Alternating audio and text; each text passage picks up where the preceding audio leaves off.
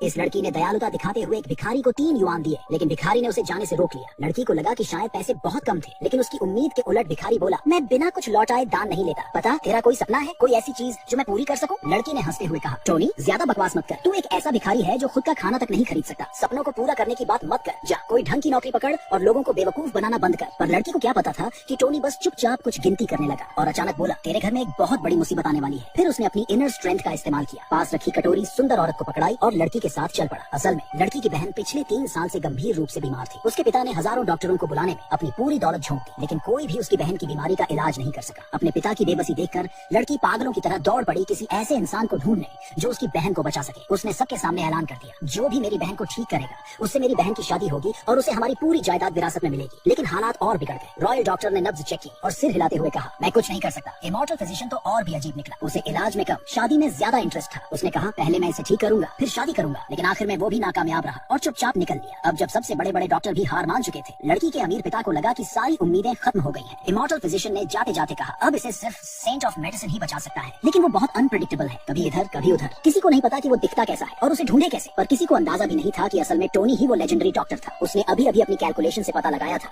कि लड़की की बहन के पास बहुत कम वक्त बचा है, इसलिए वो बिना देर किए लड़की के साथ उसके घर की तरफ भागा। लेकिन जैसे ही अमीर पिता ने देखा कि उसकी बेटी एक भिखारी को घर लेकर आई है और कह रही है कि वही उसकी बहन को ठीक करेगा, तो उसका दिमाग घूम गया। वो गुस्से में चिल्लाया, क्या बेवकूफी कर रही है, इसे फौरन बाहर निकालो। शुरू में टोनी बस ऐसे ही हेल्प करना चाहता था, लेकिन जब सबने उसे नीचा दिखाया तो उसका ईगो हर्ट हो गया। उसने सोचा, चलो रहने दो, और वहाँ से जाने लगा। पर लड़की ने उसका हाथ कसकर पकड़ लिया और रोने लगी। टोनी, मेरी बहन का कोई और रास्ता नहीं बचा, अगर वैसे भी मरना ही है तो क्यों ना तुझे एक बार ट्राई करने दे। टोनी उसकी सच्चाई से पिघल गया और बोला, ठीक है मैं देखता हूँ। लेकिन रॉयल डॉक्टर, इमॉर्टल फिजिशियन और डिवाइन डॉक्टर तीनों टोनी को देखकर हंसने लगे। एक भिखारी हमारा प्रोफेशन इंसल्ट कर रहा है, हद है। उन्होंने उसे धक्का देकर दूर कर दिया और गुस्से में बोले, निकल यहाँ से। पर टोनी एकदम कॉन्फिडेंस से बोला, इस लड़की की बहन को कंजेनिटल हार्ट डिजीज है। टोनी की इतनी पक्की बात सुनकर लड़की के पिता थोड़े सोच में पड़ गए। उन्होंने कहा, अगर तू सच में इसे ठीक कर सकता है तो तुझे इनाम मिलेगा। टोनी ने तुरंत नौकरों को बुलाया और कहा, एक बड़ा सा गर्म पानी का टब लाओ। फिर जो उसने कहा उससे सबके होश उड़ गए। मुझे इस लड़की की बहन के साथ नहाना पड़ेगा।